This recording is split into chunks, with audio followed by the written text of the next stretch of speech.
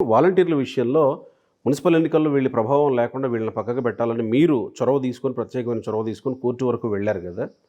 So ఇలాంటి కార్యక్రమాలు బహుశా నాకు తెలిసి ఏ అధికారి ఇంత రిస్క్ తీసుకుంటారని నేను అనుకోవట్లే. అంటే కోర్టు వరకు వెళ్ళాల్సిన పరిస్థితి తీసుకుంటారని నేను అనుకోవట్లే.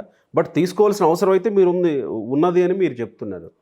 సో ఇలా మీరు ప్రభుత్వాన్ని ఒక రకంగా టార్గెట్ చేసినట్టుగా వెళుతున్నారని ఏమన్నా ప్రభుత్వం తీసుకుందా? అందుకే సాక్షాత్తు ప్రభుత్వ అధినేత అయిన ముఖ్యమంత్రి సైతం మీ మీద కమ్యూనిటీ పరమైనటువంటి కామెంట్స్ చేశారని అనుకోవచ్చా? అవును, అది చాలా బాధించిన విషయమే నన్ను. ఎందుకంటే ఇప్పటి వరకు నేను ఎటువంటి వివాదాలకి ఎప్పుడు కూడా వెళ్ళలేదు. నేను సుదీర్ఘకాలం రాజ్భవన్లోనే ఉన్నాను. 7 సంవత్సరాల పాటు దేశంలో ఉన్న అత్యంత సీనియర్ గవర్నర్ గారి దగ్గరే పనిచేశాను. ఎంతో అవగాహనతో పనిచేశాము. వారు కూడా ఎంతో అభిమానంతో చూశారు. అప్పుడు రాష్ట్రంలో అనేక సంఘటనలు కూడా జరిగాయి. అక్కడ రాజ్భవన్ కూడా ఎక్కడ కూడా రాజ్భవన్ వివాదాస్పదంగా కాకుండా కేవలం రాజ్యాంగం నిర్దేశించిన పద్ధతి ప్రకారమే పనిచేసుకుంటూ వచ్చాం.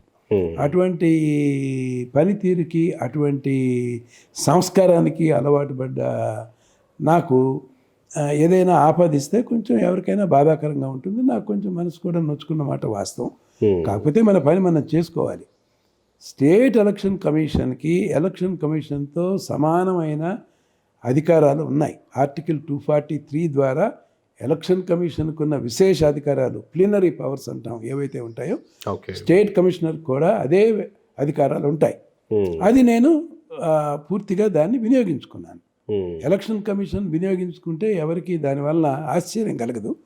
కానీ ఒక స్టేట్ ఎలక్షన్ కమిషనరు దృఢ వైఖరితో స్వతంత్రంగా వ్యవహరించి ఎలక్షన్ కమిషన్ మాదిరిగా నిర్ణయాలు కనుక తీసుకుంటే అది ప్రతి ఒక్కళ్ళు కూడా అది ఆశ్చర్యపడే విషయం. ఎందుకంటే నేను 2 కలెక్టర్స్ని 2 ఎస్పీస్ని కూడా ఈ ఎలక్షన్స్ జరపడానికి వీళ్ళకి అర్హత లేదు, దీనికి కావాల్సిన సామర్థ్యత, కావలసిన నిజాయితీ వీళ్ళల్లో లేదని చెప్పి వాళ్ళని పక్కన పెట్టాను. ఎగ్జాక్ట్లీ 10 మంది పోలీస్ అధికారులను కూడా ట్రాన్స్ఫర్ చేశాం. తర్వాత ఈ అధికారులను అందరినీ కూడా ఎలక్షన్ కమిషన్ ఎలాగైతే ప్యానల్స్ తీసుకొచ్చి భర్తీ చేస్తుందో అదే ప్రక్రియతో కొత్త కలెక్టర్స్ని, ఎస్పీస్ని, పోలీస్ అధికారులని నేను నియమించాను. అంచేత అధికారాలు లేవా అంటే ఈ ఎన్నికల వ్యవస్థలో అత్యున్నతమైన సమున్నతమైన అధికారాలు ఎలక్షన్లు జరుగుతున్న సందర్భంలో నేపథ్యంలో ఆర్టికల్ 243 ద్వారా ఎలక్షన్ కమిషన్కి, స్టేట్ ఎలక్షన్ కమిషన్కి కూడా ఇవి సంక్రమిస్తాయి. దీన్ని మనం విచక్షణతో, విజ్ఞతతో ఎఫెక్టివ్గా కూడా మనం ఉపయోగించుకోవాలి. ఇక్కడ మీరు కూడా బాధితులు అని అనుకోవచ్చా? ప్రభుత్వం నుంచి బాధితులు అని అలా అని అనుకోవట్లేదు. కాకపోతే ప్రతి వ్యక్తి కూడా తన ఓటు గురించి ఇది విలువైనది అని గుర్తించి తన ఓటు కోసం ప్రతి ఒక్కరూ కూడా ప్రయత్నం చేయాలి. ఈవెన్ మీ కాల పరిమితి విషయంలో కూడా ఆర్డినెన్స్ తీసుకొచ్చి హడావుడి చేశారు కదా, అందుకు నేను అంత పెద్ద మాట అన్నాను, బాధితులు అని అనుకోవచ్చా అని. చివరికి న్యాయమే గెలిచింది.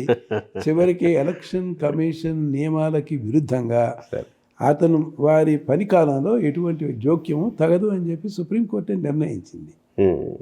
సార్, మీకు ప్రత్యామ్నాయంగా తీసుకొచ్చిన ఆ వ్యక్తికి, అంత సీనియారిటీ ఉన్నటువంటి ఆ వ్యక్తికి, లేకపోతే అంత కీలకమైనటువంటి పదవుల్లో పనిచేసినటువంటి ఆ వ్యక్తికి ఇది అవమానంగా అనిపించదా సార్? పిలిచి మరీ అవమానించినట్టు అవదా? అవును, జస్టిస్ కనకరాజ్ గారికి వారిని దీనివల్ల ఆయన పదవి కోల్పోవడం జరిగింది. తర్వాత ఆయన్ని తిరిగి ఏదో పోలీస్ కమిషన్ చైర్మన్గా వేశారు. వేస్తే ఆ పోలీస్ కమిషన్ చైర్మన్గా ఉండడానికి కూడా ఆయనకి అర్హత లేదు అని చెప్పి హైకోర్టు ఆదేశాల మేరకు తిరిగి ఆయన మళ్ళీ రెండోసారి కూడా పదవి బాధ్యతలు ఆంధ్రప్రదేశ్లో కోల్పోవడం జరిగింది. అంటే న్యాయమూర్తులు, న్యాయాధికారులని నియమించేటప్పుడు వాళ్ళకి అవమానకరమైన పరిస్థితులు కల్పించకూడదు. దీని గురించి సమగ్రంగా పూర్వపరాలు ఆలోచించి న్యాయమూర్తుల్ని ఈ ప్రభుత్వ పదవుల్లో నియమించేటప్పుడు కొంత శ్రద్ధ, జాగరూకత ఖచ్చితంగా. అంటే ఇది అవగాహనతో తెలిసి చేసినట్టు అనుకోవాలా, లేకపోతే బుల్టోస్ చేసుకుంటూ వెళ్ళిపోవచ్చులే, మనకేముంది అడ్డం అనుకొని చేసి ఉండొచ్చు అని అనుకోవాలా సార్? దీన్ని ఇట్లా ఆ విషయంగా నేనైతే ఖచ్చితంగా చెప్పలేను. అది అదేలేండి, మీ విజ్ఞతకే వదిలేస్తున్నాను. అదే, ఓకే. సో ఇప్పుడు మీ సిఎఫ్డి విషయానికి వస్తే ఇప్పటివరకు చేసుకుంటూ వస్తున్న కార్యక్రమాలన్నీ ఇవి ఉన్నాయి. ఇప్పుడు ఆల్రెడీ ఎలక్షన్ కాలంలోకి ప్రవేశించాం. మహా అయితే ఇంకొక 2 నెలల తర్వాత మనం ఎలక్షన్ ఫేస్ చేయబోతున్నాం ఆంధ్రప్రదేశ్లో. అయితే మొన్న ఈ మధ్య కాలంలో state election commissioner, central election commission team అంతా వచ్చి పర్యటించిపోయిన తర్వాత స్టేట్ ఎలక్షన్ కమిషన్ ప్రకటించింది 5,64,000 ఓట్లు నకిలీ ఓట్ల ఏమంటాం, అదే విలువలేనటువంటి ఓట్లు ఉన్నాయి, వాటిని తొలగించాము అని అన్నారు. అంత మొత్తంలో ఓట్లు తయారయ్యాయి, అంత మొత్తంలో ఓట్లు తొలగించాల్సి వచ్చింది అంటేనే పరిస్థితిని ఎట్లా అర్థం చేసుకోవాలి సార్? ఇది చాలా ప్రమాదకరమైన సంకేతం. ఇప్పుడు గతంలో కూడా ఒక కాన్స్టిట్యున్సీని కనుక మనం చెప్పాలి అంటే ప్రత్యేకంగా చంద్రగిరి కాన్స్టిట్యున్సీ ఉందనుకో. అవును. చంద్రగిరి కాన్స్టిట్యున్సీలో ఈసీ నెట్ ద్వారా కొత్త ఓట్ల కోసం సుమారు 45,000 మంది దరఖాస్తు చేసుకున్నారు. అదే ఇంటింటా బిఎల్ఓస్ తిరిగి ఫామ్ 6ని ఫిజికల్గా తీసుకున్నప్పుడు ఫామ్ 6 ద్వారా వచ్చిన దరఖాస్తులు కేవలం 500. My God. మీరు దీంట్లో ఉన్న వ్యత్యాసం మీరు గమనించండి. 500 మంది ప్రత్యక్షంగా ఫామ్ 6 ఇచ్చి, నేను ఎలాగైతే ఫామ్ 6 ప్రత్యక్షంగా ఇచ్చి బిఎల్ఓకి ఇచ్చి ఓటు సంపాదించుకున్నానో ఆ ప్రక్రియ ద్వారా కేవలం 500 మంది కొత్త ఓటుదారులు నమోదు చేసుకుంటే సుమారు 45,000 మంది ఈసీ నెట్ ద్వారా చంద్రగిరి కాన్స్టిట్యున్సీలో కొత్త ఓటు కోసం నమోదు చేసుకున్నారు. ఇప్పుడు చంద్రగిరిలో ఉన్న దానికి ఎలక్షన్ కమిషన్కి కొన్ని రిస్క్ ఎనాలిసిస్ పారామీటర్స్ ఉంటాయి. ఓకే. ఒక సంవత్సరంలో ఎంతమంది కొత్త ఓటర్స్గా నమోదు చేసుకోవడానికి అవకాశం ఉన్నది అనే దానికి కొన్ని గణాంకాలు ఉంటాయి. ఒక కాన్స్టిట్యున్సీలో సుమారు 2 లక్షల ఓట్లు కనుక ఉంటే ప్రతి సంవత్సరం కొత్తగా 1 to 1.5%, 1% లేకపోతే 1.5% మించకుండా కొత్త ఓటుదారులు నమోదు చేసుకోవచ్చు. ఓకే. ఓకే. దాంట్లో పాత ఓట్లు కూడా చాలా వరకు తొలగిపోతాయి. చనిపోయిన ఓట్లు కానీ లేకపోతే వలసలు వెళ్ళేవాడు కానీ ఇవన్నీ కనుక పోతే నికరంగా ఏ కాన్స్టిట్యున్సీలోనూ ఇయర్ ఆన్ ఇయర్ ఓట్ల సంఖ్య 1% మించి పెరగడానికి వీల్లేదు. అంటే అంతే ఉంటుందా ఆ పరిధి? కొత్తగా అంటే అదే ఒక నియోజకవర్గ పరిధిలో రిస్క్ పారామీటర్స్ ప్రకారం తీసుకుంటే కొత్తగా నమోదు చేసుకున్న ఓటర్లు, తర్వాత తొలగించబడిన ఓటర్లు అంటే మరణించిన వాళ్ళు కానీ వలస వెళ్ళిన వాళ్ళు, వీళ్ళందరినీ కనుక తీసివేస్తే ఏ సందర్భంలోనూ రిస్క్ పారామీటర్స్ ప్రకారం 1% మించి ఒక సంవత్సరంలో ఒక కాన్స్టిట్యున్సీలో కొత్త ఓటర్లు అయ్యే అవకాశం లేదు. అంటే ఉండే అవకాశం లేదు. 1% కంటే ఎక్కువ వచ్చే అవకాశం లేదు. అలాంటప్పుడు సుమారు చంద్రగిరిలో కూడా ఒక 2.25 లక్షల్లో ఎన్నో ఓట్లు ఉంటాయి. 45,000 ఓట్లు అంటే అది కనీసం దాదాపు 20 to 30% చాలా ఎక్కువ అధిక మొత్తంలో ఉన్నట్టు మనం భావించాలి. అక్కడ సిఎఫ్డి తిరుపతిలో ఒక అవగాహన సదస్సు పెట్టి జస్టిస్ ఎంఎన్ రావు గారి నేతృత్వంలో ప్రజాస్వామ్య హక్కుల గురించి ఒక కార్యక్రమం జరిగినప్పుడు చంద్రగిరి వాళ్ళు ఆ ఓటర్స్ లిస్టులు అవి తీసుకొచ్చి చూపించారు. దాంట్లో ఉన్న ఫొటోస్ అన్నీ కూడా ఫోటోషాప్ చేసినవే. ఆ ఫోటోలను చూసి ఈ వ్యక్తి ఎవరు అని చెప్పే స్థితిలో మనం లేము. అవి అంత మసగ్గా అస్పృష్టంగా ఉన్నాయి. ఇది ఉద్దేశపూర్వకంగా చేసినవే అని చెప్పి అనుకోవాల్సి వచ్చింది. ఈ విషయాల్ని మేము ఎలక్షన్ కమిషన్ దృష్టికి తీసుకొచ్చాం. సిఇఓ దృష్టికి నేను స్వయంగా కూడా తీసుకొచ్చాను. ఆయన కూడా ఒప్పుకున్నారు. మా దృష్టికి కూడా వచ్చాయి. ఇవన్నీ కూడా నేను సవరిస్తానని చెప్పి స్పష్టమైన హామీ కూడా ఇచ్చారు. ఇప్పుడు ఆ హామీని ఇప్పుడు అమలు చేయాలి. ఎందుకంటే 22 ఎలక్షన్ రూల్స్ వచ్చిన తర్వాత ఈసీఐ ఏమైనా ఆదేశాలు ఇచ్చిందంటే జిల్లా కలెక్టర్లు అందరూ విధిగా రాజకీయ పార్టీ ప్రతినిధులతో అసెంబ్లీ స్థాయిలో కలిసి కూర్చుని బూత్ స్థాయిలో ఉన్న అవకతవకలను కూడా చూసి వీటన్నిటిని కూడా పరిష్కరించండి అని చెప్తున్నారు. ఆ కార్యక్రమం ఇప్పుడు జరుగుతుంది. ఆ కార్యక్రమం ప్రకారం ఇట్లా చంద్రగిరి లాంటి కేసులు కానీ, అసమంజసంగా ఉన్న కేసులు కానీ, ఫోటోషాప్ చేసిన ఓట్స్ కానీ, వీటన్నిటిని కూడా ఇటువంటి వాటన్నిటిని సరిచూసుకునే అవకాశం ఉంది. అవసరం ఉంది, అవకాశం ఉంది. రాజకీయ పార్టీలు కూడా క్రియాశీలకంగా వ్యవహరిస్తే ఇటువంటి లోపాలని సవరించుకునే అవకాశం కూడా ఉంది. సో మీరు హింస గురించి ప్రత్యేకంగా ప్రస్తావించారు మనం ముందు మాట్లాడుతున్నప్పుడు. హింస అనే విషయంలో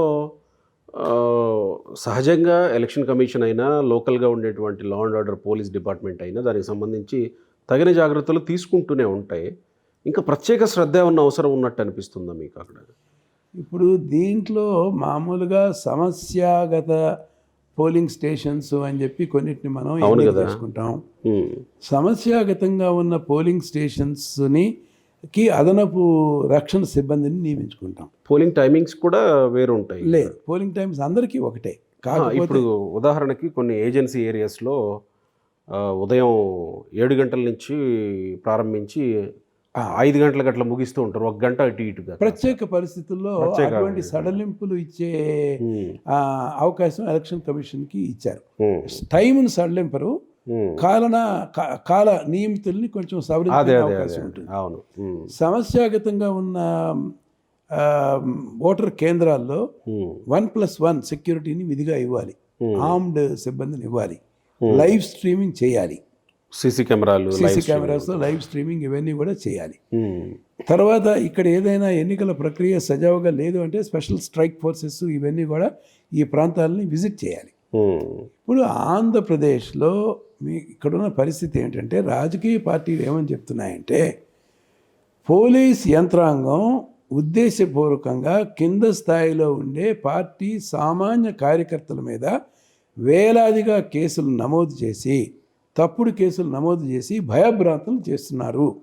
ఇలా చేసిన దానివల్ల రేపు ఎన్నికల విధుల్లో పనిచేయటానికి కూడా రాజకీయ పార్టీలకి వాళ్ళ కార్యకర్తలు స్వేచ్ఛగా నిర్భయంగా బయటకు వచ్చి పనిచేయటానికి వాళ్ళు వెనకాడుతున్నారు అని చెప్పేసి వాళ్ళు ఒక భావన వెలబుచ్చారు. ఇది సిఎఫ్డి నోటీసు కూడా వచ్చింది. అప్పుడు సిఎఫ్డి గతంలో విశ్రాంత డీజీపీ ఎంవి కృష్ణరావు గారి నేతృత్వంలో ఒక సీనియర్ ఎడిటర్ వెంకటేశ్వర్లు గారు, హిందూ ఎడిటరు, అట్లాగే గతంలో అడిషనల్ అడ్వకేట్ జనరల్గా ప్రతిభావంతంగా పనిచేసిన సేవలు అందించిన సత్యప్రసాద్ గారి నేతృత్వంలో ఒక 3 మెంబర్ కమిటీని ఏర్పరిచి వైజాగ్లో, విజయవాడలో నిజ నిర్ధారణ కూడా చేయటం కూడా జరిగింది. పోలీస్ యంత్రాంగం పారదర్శకంగా పనిచేస్తుందా, రాగద్వేషాలకు అతీతంగా పనిచేస్తుందా అని చూస్తుంటే, అక్కడ వాళ్ళు బాధితులు వచ్చి చెప్పిన దాన్ని బట్టి చూస్తుంటే పోలీసులకి, ఆంధ్రప్రదేశ్ వాళ్ళకి equality before law, rule of law, దీని మీద మళ్ళీ తిరిగి వాళ్ళందరూ కూడా పునశ్చరణ క్లాసులు అందరూ కూడా అటెండ్ కావాల్సిన అవసరం కూడా ఉంది. ఈరోజు అరెస్ట్ చేయాలి అంటే హర్నీష్ కుమార్ కేసు మార్గదర్శకం సుప్రీంకోర్టు చెప్పారు. 7 సంవత్సరాల మించి జైలు శిక్ష ఉండాల్సిన కేసులు ఏదైతే కనుక ఉంటాయో అటువంటి కేసుల్లో అరెస్టులు చేసే ముందు విధిగా 41A నోటీస్ ఇవ్వాలి అనే విచక్షణ, విజ్ఞత పోలీస్ అధికారులకు ఉండాలి కదా. అదే ఒక ఎమ్మెల్యేకి కూడా 41A నోటీస్ ఇవ్వకుండా నన్ను కూడా అరెస్ట్ చేయబోతున్నారు అని చెప్పి ఎమ్మెల్యే హైకోర్టును ఆశ్రయించారంటే ఎటువంటి దౌర్భాగ్య పరిస్థితిలో ఉంది పోలీస్ యంత్రాంగం పనితీరు. ఎమ్మెల్యేనే హర్నీష్ కుమార్ కేసుకు విరుద్ధంగా ఎమ్మెల్యే మీద చర్యలు తీసుకునే నేపథ్యంలో సామాన్యుడికి ఏమిటి రక్షణ? ఈ ప్రశ్న ప్రతి ఒక్కరిలో కూడా ఉద్భవిస్తుంది. అందుచేత ఇది పెద్దలు వాళ్ళు హైకోర్టుకు వెళ్ళగలరు, తగిన రక్షణ పొందగలరు. సామాన్య కార్యకర్త ఏ హైకోర్టుకు వెళ్ళగలరు? అంచేత వాళ్ళని రక్షించాల్సిన బాధ్యత న్యాయ వ్యవస్థ మీద ఉంది, మ్యాజిస్ట్రేట్స్ మీద ఉంది. కేసుని కాగ్నిజెన్స్లో తీసుకునే ముందు ప్రతి ఒక్క న్యాయాధికారి కూడా తన విచక్షణను ఉపయోగించుకుని ఇది కాగ్నిజెన్స్ తీసుకోవటానికి అర్హమైన కేసా లేదా, దురుద్దేశపూర్వకంగా కుట్రపూరితంగా రాజకీయ ప్రయోజనం కోసం చేస్తున్నారా ఈ సందర్భంలో, ఎలక్షన్లు జరుగుతున్న సందర్భంలో అన్న ప్రశ్నని మరీ వేసుకోవాల్సిన అవకాశం ఉంది, అవసరం కూడా ఉంది. సో ఈ క్రమంలో మీరు ప్రజల్లో అవగాహన పెంపొందించడంలో ఎంత దూరం వెళ్ళగలిగారు, ఇంకా రీచ్ అవ్వాల్సింది ఎంత ఉంది అనే ఒక ప్రశ్న వస్తే సార్? ఇప్పుడు ఇప్పటి వరకు సిఎఫ్డి అందరిలో విస్తృత అవగాహన కల్పించడానికి పనిచేసాం. మీకు ఓటు హక్కు ఉందో లేదో చూసుకోండి, ఓటు హక్కు లేకపోతే ఓటు నమోదు చేసుకోండి, ఇది విలువైన హక్కు రాజ్యాంగం మీకు కల్పించింది. లేకపోతే ఈ వెంటనే ఓటు హక్కు వినియోగించుకోండి, దీనికి ఉన్న మార్గాలు సాధనాలు ఇవన్నీ సూచించడం జరిగింది. ఎలక్షన్ రూల్స్లో లోపభూయిష్టంగా ఉంటే వ్యవస్థాగతంగా ఉన్న లోపాలను ఏవైతే ఉంటుందో ఈసీఐ నోటీస్కి సిఇఓ నోటీస్కి చెప్పడం జరిగింది. దాంతో ఈ కార్యక్రమం దాదాపుగా ముగిసిపోయింది. ఇక మిగతా ఎలక్ట్రల్ రూల్స్లో ఉన్న పొరపాట్లు లోపాలు సరి చూసుకోవాల్సిన బాధ్యత, సరి చేసుకోవాల్సిన బాధ్యత రాజకీయ పక్షాలతో ఉంది. వారు క్రియాశీలకంగా ఉండి జిల్లా కలెక్టర్లతో ఈ సమన్వయ సమావేశాల్లో ఇంకా కొనసాగుతున్న తప్పులు, సరిదిద్దాల్సిన తప్పులు ఏవైతే ఉంటుందో వాటిని నిర్దేశంగా వాటిని ఖచ్చితంగా వాళ్ళకి అందజేయాల్సి వస్తుంది. దాని మీదకు నష్ట నివారణ చర్యలు ఈసీఐ చేసుకుంటుంది. అంటే చాలా అప్రమత్తంగా ఉండాల్సిన అవసరం అయితే ప్రతి ఒక్కరు, ఓటర్లు, రాజకీయ పార్టీలు, ప్రజా సంఘాలు, పౌర సంఘాలు అందరూ కూడా అప్రమత్తంగా ఉండాలి. ఇప్పుడు సిఎఫ్డి ప్రస్తుతం చేస్తున్న కార్యక్రమం ఏంటంటే మీ ఓటు ఉపయోగించుకోండి, మీ ఓటు విలువైంది, ఓటు వేద్దాం అనే ఒక నినాదంతో ముందుకు వెళ్తున్నాం. దానికి ఒక లోగో తయారు చేసాం. విజయవాడ చార్టర్ అని చెప్పేసి ఒక చార్టర్ని కూడా 4వ తారీఖు జరిగిన సమావేశంలో సుమారు 40 రాష్ట్ర స్థాయి సంఘాలు ఎపొలిటికల్గా జరిగిన ఈ సమావేశాలను సంఘంలో అందరూ కలిసి ఓటర్లందరికీ ఒక సమిష్టి విజ్ఞప్తి ఇచ్చాం. మీ ఓటు విలువైంది, మీరు విస్మరించద్దు, నేను ఒక్కడనే ఓటు వేయకపోతే ఏం జరగదు అని చెప్పి అనుకోకూడదు. మీరు ప్రతి ఒక్కరు కూడా మీ ఓటుని ఉపయోగించుకోండి. ఓటుని ఉపయోగించుకోవడం ద్వారా మీరు జవాబుదారీతనాన్ని కోరే ప్రభుత్వ వ్యవస్థని ఏర్పరచుకోగలుగుతారు. ప్రభుత్వం నుంచి జవాబుదారీతనాన్ని మీరు ఆశించగలుగుతారు, మీరు అడగగలుగుతారు. ఆ నైతిక హక్కు మీకు ఉంటుంది. అందుచేత తప్పనిసరిగా ఓటు వేయండి అనే కార్యక్రమం మేము మొదలుపెట్టాం. ఇప్పుడు 11వ తారీఖున కర్నూలులో ఒక కార్యక్రమం, ఇదే కార్యక్రమాన్ని కర్నూలులో కూడా చేయబోతున్నాం. అక్కడ కూడా ప్రజా సంఘాలతో వారి తోడ్పాటుతో ఈ నినాదం ముందుకు తీసుకెళ్లే ప్రయత్నం చేస్తున్నాం. సార్, నాకు ఒక అనుమానం వచ్చింది. మీరు ప్రజలకి ఇలాంటి పరిస్థితి వస్తుంది అని మాట్లాడుతుంటే, అంటే భయభ్రాంతులకు గురి చేస్తున్నారు, వాళ్ళు స్వేచ్ఛగా ఓటు హక్కు లేకపోతే ఎలక్షన్ల ప్రక్రియలో పాల్గొనే అవకాశం కూడా లేదు, రాజకీయ పార్టీల క్యాడర్ అనే ఒక అనుమానం మీరు వ్యక్తం చేస్తే, నాకు వచ్చిన అనుమానాన్ని నేను నివృత్తి చేసుకోవాలనుకుంటున్నాను. మీరు సమాధానం చెప్పాలనుకుంటే చెప్పొచ్చు, లేకపోతే స్కిప్ చేయొచ్చు కూడా. అంటే ఎలక్షన్లు కొద్ది నెలలు ఉండగా ఒక ప్రధాన ప్రతిపక్ష పార్టీ అధినేతనే అరెస్ట్ చేశారు. అంటే ఆ ప్రొసీజర్ మీద కూడా చాలా చర్చ జరిగింది, అరెస్ట్ చేసిన ప్రొసీజర్ మీద కూడా. సో ఒక ప్రధాన ప్రతిపక్ష పార్టీ అధినేతనే అరెస్ట్ చేశారంటే ఇక పార్టీ క్యాడర్ పరిస్థితి ఏంటి? భయభ్రాంతుల్లోకి నెట్టేసే పరిస్థితుల్లోకి తీసుకెళ్ళిపోతున్నట్టే అని అనుకోవాలా?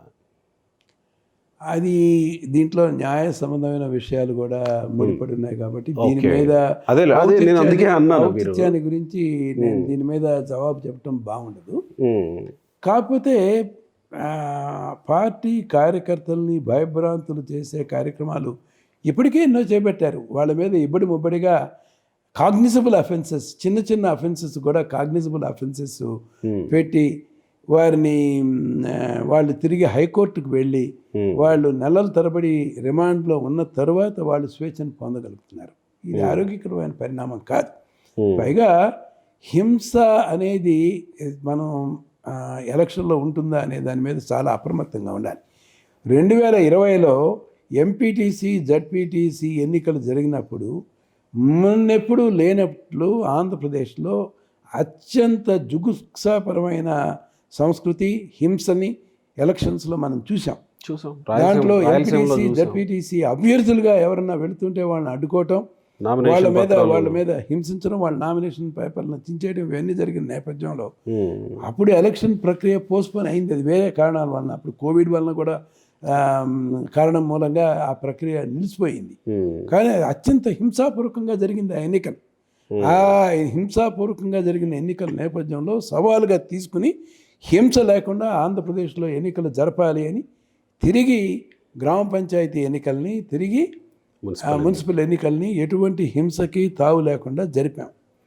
ప్రభుత్వం గనక, అది వ్యవస్థ గనక అనుకున్నట్లయితే, సిఇఓ గనక, ఈసీఐ సిఇఓ గనక హింస మీద ఉక్కుపాదం మోపుతాము, హింసకి తావు లేకుండా వ్యవహరిస్తామని దృఢ చిత్తంతో కనుక వ్యవహరిస్తే ఉమ్, ఇటువంటివి ఏవి కూడా ఎలక్షన్ రోజు అటువంటి హింస భయభ్రాంతులు చేసే కార్యక్రమాలు జరగవు అని పూర్తి విశ్వాసం ఉంది. అటువంటి జరుగుతుంటే అటువంటి వాటిని ఎలక్షన్ కమిషన్ దృష్టికి తీసుకొచ్చి ఉమ్. జరగకుండా కూడా నివారించే కార్యక్రమాన్ని కూడా సిఎఫ్డి చేపట్టాలి అని చెప్పేసి కృత నిశ్చయంతో కూడా ఉంది. సో ఇప్పుడైతే ఈ వాలంటీర్ల పాత్ర, గ్రామ సచివాలయాల ఉద్యోగుల పాత్ర ప్రస్తుతానికి ఎలక్షన్స్లో లేనట్టేనా? వాలంటీర్లు ఇప్పుడు కూడా లేరు. వాలంటీర్లు ఇప్పుడు కూడా ప్రత్యక్షంగా లేరు, పరోక్షంగా ఉన్నారు. కానీ పరోక్షంగా ఉన్న వాళ్ళ పాత్రను కూడా కట్టడి చేయాల్సిన అవసరం ఉంది. Um, village and ward secretariat staff సంబంధించి వాళ్ళకి కావలసినంత ఎలక్షన్లో ఇది క్రియాశీలకమైన పాత్రల్లో పనిచేసే కార్యక్రమాల్లో కావలసినంత దక్షత, నైపుణ్యము, దానికి కావలసిన అనుభవం వాళ్ళకి లేదని చెప్పి మా ఉద్దేశం. అంచేత గతంలో ఉన్నట్లే ప్రభుత్వ ఉపాధ్యాయుల్ని, ఉద్యోగుల్ని ఈ ప్రక్రియలో ఉపయోగించమని చెప్పేసి మేము సూచనలు ఇచ్చాము. ఆ సూచనలు బహుశా అమలు చేసే అవకాశాలు అయితే ఉన్నాయి. సో వాలంటీర్స్ నిరోధం చేయడానికి కావాల్సిన అన్ని క్రియాశీలకంగా చేయాల్సిన అన్ని కార్యక్రమాలు సిఎఫ్డి తప్పనిసరిగా చేస్తుంది. హింసని నిరోధించడానికి క్రియాశీలకంగా వ్యవహరించి హింసకి తావు లేకుండా ఎన్నికలు జరిగేటట్లు చేస్తున్నాం. అన్నిటికంటే మించి ఓటర్లలో చైతన్యం వచ్చింది. ఈరోజు ఒక నిశ్శబ్ద విప్లవం ఆంధ్రప్రదేశ్లో ఉంది. ప్రతి ఓటర్లో కూడా చైతన్యం వచ్చింది. నా ఓటు నా హక్కు, నా ఓటు నా ఆయుధం అనే ఆలోచనలో ప్రభుత్వంలో ప్రతి ఓటరు ఉన్నప్పుడు ఏ శక్తి కూడా వాళ్ళని అడ్డుకోలేదు, ఏ ప్రలోభం కూడా వాళ్ళని ఆటంకపరచలేదు. ఎటువంటి హింస కూడా స్వేచ్ఛగా జరిగే ఎన్నికలకి ఏమాత్రం ఆటంకం కాదు.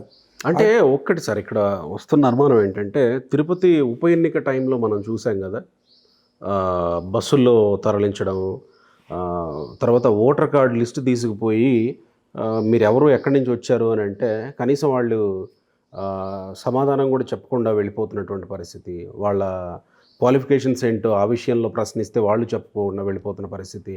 అంటే ఓకే, మీరు సిఎఫ్డి ద్వారా మీరు తీసుకెళ్తున్నారు, ఫైన్, నిశ్శబ్ద విప్లవం రాబోతుంది అంటున్నారు, ఫైన్, బాగుంది. కానీ ఇలాంటి ప్రక్రియ జరిగితే దీన్ని పరిశీలించాల్సింది ఎవరు, దీన్ని నిరోధించాల్సింది ఎవరు? సో ఆ దిశగా ఎలక్షన్ కమిషన్ సీరియస్గా వెళుతుందని అనుకుందాం. అంటే గతంలో ఎలక్షన్ కమిషన్ కొంచెం ఉదాసీనతగా ఉన్నది అనే అభిప్రాయం అందరిలో అయితే ఉండి ఉండొచ్చు. కానీ తిరుపతి ఎన్నికలు జరిగిన తర్వాత ఎపిక్ కార్డ్స్ అన్నిటినీ కూడా డౌన్లోడ్ చేసి క్లోనింగ్ చేసి బయట వ్యక్తులకి వేల మందికి ఓటు హక్కు కల్పించారు అన్న నేపథ్యంలో అప్పుడు ఎన్నికలకు రిటర్నింగ్ ఆఫీసర్గా ఉన్న ఐఏఎస్ అధికారిని కూడా సస్పెండ్ చేయడం జరిగింది కదా. తర్వాత గ్రాడ్యుయేట్స్ కాన్స్టిట్యున్సీలో తప్పుడు ఓటర్లని, నిరక్షరాస్యుల్ని వాళ్ళందరినీ గ్రాడ్యుయేట్గా నమోదు చేసి ఓట్లు నమోదు చేసిన కార్యక్రమంలో జరిగిన దాని మీద కూడా లోతుగా ఎంక్వైరీ జరిగింది. క్వాలిఫికేషన్స్ గురించి నేరుగా మీడియా ఎదుటినే ప్రశ్నించారు. అక్కడ కొంతమంది మీద చర్యలు తీసుకుంటున్నారు, ఇంకా మీద కూడా కొంతమంది మీద చర్యలు తీసుకునే అవకాశం ఉంది. కాకపోతే ఈ చర్యలు ఇంకొంచెం ముందుగా కనుక తీసుకున్నట్లయితే ఇంకొంచెం కనువిప్పుగా ఉండేది, ప్రజల్లో కూడా కొంత అవగాహన వచ్చేది, ఇంకా పెరిగేది. ముఖ్యంగా ఈఆర్ఓస్లో ఈఆర్ఓస్కి బాధ్యతగా ఉన్న ఎలక్ట్రల్ రిటర్నింగ్ ఆఫీసర్స్ ఎవరున్నారో ఏఈఆర్ఓస్లో వాళ్ళల్లో ఇంకొంచెం నిబద్ధత, వాళ్ళల్లో ఇంకొంచెం కొంత భయం, వాళ్ళలో కొంత జాగరూకత ఉండేది. ఇప్పుడుంది, ఇంకా ముందు ఉండాల్సింది. ఈ చర్యలు ఇంకొంచెం ముందు తీసుకున్నట్లయితే ఇంకా మంచి ఫలితాలు సాధించేవాళ్ళం అని చెప్పి నేను అనుకుంటున్నాను. ఇంకొక ప్రశ్న సార్, ఢిల్లీలో నిన్న ఈరోజు ఏమనుకుంటా ఈ ఈవీఎంలని బ్యాన్ చేయాలి అనే ఒక దీన్ని తెర మీదకి తీసుకొచ్చారు. దాని మీద మీ అభిప్రాయం ఏంటి? బ్యాలెట్ ఉండాలంటారా, ఈవీఎంలు ఉండాలంటారా? దీని మీద రకరకాల చర్చలు ఉన్నాయి కదా, అప్పుడేదో పరిశోధనలు చేసి రకరకాల రిపోర్ట్లు వచ్చాయి. ఈవీఎంస్ గురించి అనుమానాలు వచ్చిన నేపథ్యంలో ఎలక్షన్ కమిషన్ ఒక మాకథాన్ పెడతామని చెప్పేసి ఒక అన్ని రాజకీయ పార్టీలకి తెలియపరిచారు. మీరు కొన్ని ఎక్కడైనా సరే లక్షలాదిగా ఉన్న బ్యాలెట్ బాక్సెస్లో మీరు ఏదో ఒక దాన్ని కొన్నిటిని ఎంపిక చేసుకోండి, వాటిని తీసుకొచ్చి అక్కడ మాక్ పోల్ పెట్టి చూద్దాం, వాటి నిబద్ధతను పరిశీలించడానికి మేము సిద్ధం అని ఎలక్షన్ కమిషన్ ప్రకటించిన నేపథ్యంలో ఏ రాజకీయ పార్టీలు ముందుకు రాలేదు. అలా వచ్చి ఉండాల్సింది. వాడికి నిజంగా కనుక అనుమానాలు ఉంటే అక్కడ నివృత్తి చేసుకునే అవకాశం ఉండేది. నేను వ్యవస్థలో భాగంగా పనిచేశాను. నేను ఎలక్ట్రానిక్ ఓటింగ్ మెషిన్స్ వాటి పనితీరుని దగ్గరగా అవగాహనతో చూడటానికి అవకాశం వచ్చింది. ఈసీఐఎల్, బిఈఎల్ 2 ప్రభుత్వ సంస్థలు, వాటిలో ఉన్న సీనియర్ అధికారులతో కూడా చర్చించడం జరిగింది. మేము ఎస్ఈసి సబ్ కమిటీ. ఇవి వీటిల్లో ఉన్న టెక్నాలజీ ఏమాత్రం ఆక్షేపణీయం కాదు. కాకపోతే ఈ మధ్య యోగేంద్ర యాదవ్ గారు మాత్రం కొన్ని నిర్మాణాత్మక సూచనలు చేశారు. ఈ వీవీప్యాట్ వచ్చిన నేపథ్యంలో ఇంకా హెచ్చు సంఖ్యలో ఈ కౌంటింగ్ ఇప్పుడున్న పరిమితి కంటే ఇంకా ఎక్కువ శాతం మీరు ఈ వీవీప్యాట్ ఓటర్ స్లిప్స్ని మీరు కౌంట్ చేయండి, వీవీప్యాట్ ఆధారంగా వచ్చిన వాటినే మీరు స్థిరపరచండి అని చెప్పి ఆయన చాలా నిర్మాణాత్మకమైన సూచన అయితే చేశారు. దాన్ని లోతుగా పరిశీలించాలి. అలా చేయడం ద్వారా నమ్మకం కలిగించవచ్చా సార్? ఖచ్చితంగా. ఇప్పుడు ఉన్న శాతం కంటే ఇప్పుడు మీరు ఎన్ని వీవీప్యాట్ల ద్వారా ఓటర్ స్లిప్స్ని కూడా మీరు కనుక కౌంట్ చేయడం ఇంకొంచెం శాతం హెచ్చుగా చేసినట్లయితే విశ్వసనీయత అనేది పెరుగుతుంది. కరెక్ట్. అదే ఆ ప్రయోగం కూడా జరిగింది కదా గత ఎన్నికల్లో, వీవీప్యాట్లను లెక్కించేది. కానీ అక్కడ కూడా అనుమానాలు వచ్చాయి.